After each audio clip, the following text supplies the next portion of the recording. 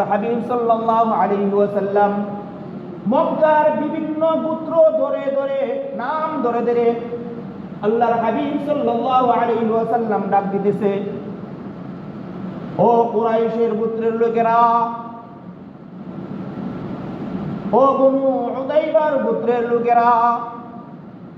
এরকম ভাবে আল্লাহর হাবিব সাল্লাল্লাহু আলাইহি ওয়াসাল্লাম বিভিন্ন গোত্রের নাম ধরে ধরে আল্লাহর হাবিব সাল্লাল্লাহু আলাইহি ওয়াসাল্লাম ডাক দিতেছে।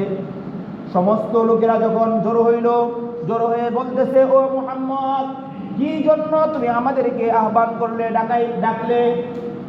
নবীজি সাল্লাল্লাহু আলাইহি ওয়াসাল্লাম তাদেরকে সামনে নিয়ে একটি ভাষণ দিলেন।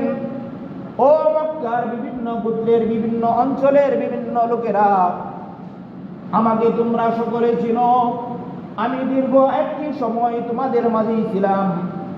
আমার 40-42 বছর পর্যন্ত আমি তোমাদের মাঝেই বড় হয়েছি, তোমাদের কাছে লালিত পালিত হয়েছি। আচ্ছা, তোমরা কি বলো, আমি ব্যক্তি হিসাবে কেমন? সমস্ত লোকেরা বলল, মুহাম্মদ, তোমাকে আমরা প্রত্যেকেই সত্যবাদী হিসাবে উপাধি দিয়েছি। নবীজি সাল্লাল্লাহু আলাইহি ওয়াসাল্লাম বললেন, আচ্ছা, তাহলে আমার একটি কথার উত্তর দাও। আমি যদি তোমাদেরকে বলি এই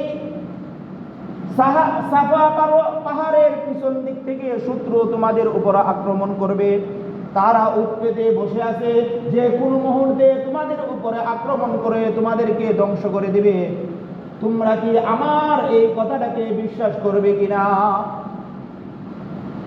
মক্কার ওই সময় উপস্থিত প্রত্যেক ব্যক্তি বলতেছে, মুহাম্মদ, আমরা তোমাকে আল আমিন উপাধি দিয়েছি। তুমি যদি আমাদেরকে বলো এই সাফা পাহাড়ের পিছন দিক থেকে কাফের মুশরিকেরা, শত্রু বাহিনী আমাদের উপরে হামলা করবে, এই কথা যদি তোমার জবান দিয়ে বের হয়, তাহলে আমরা প্রত্যেকে মেনে নিব এবং প্রত্যেকেই বিশ্বাস করব এই কথা সত্য।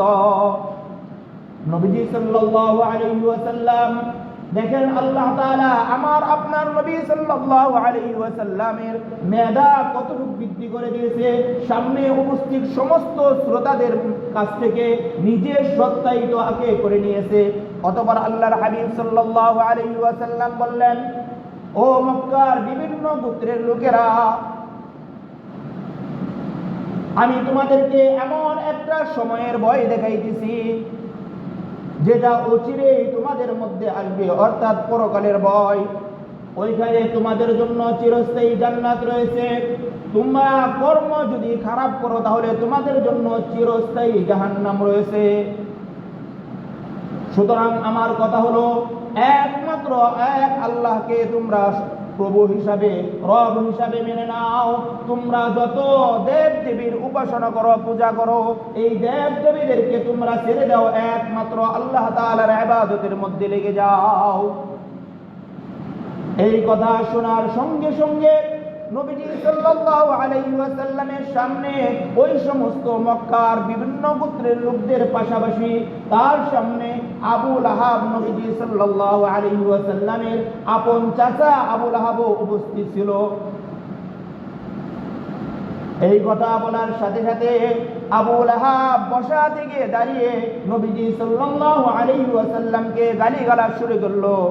তাব্বাল্লাকা সাইরাল ইয়াউম আলিহাযা জামাআতানা ইয়া মুহাম্মদ, ও মুহাম্মদ, তোমার জিন্দেগি বরবাদ হয়ে যাক।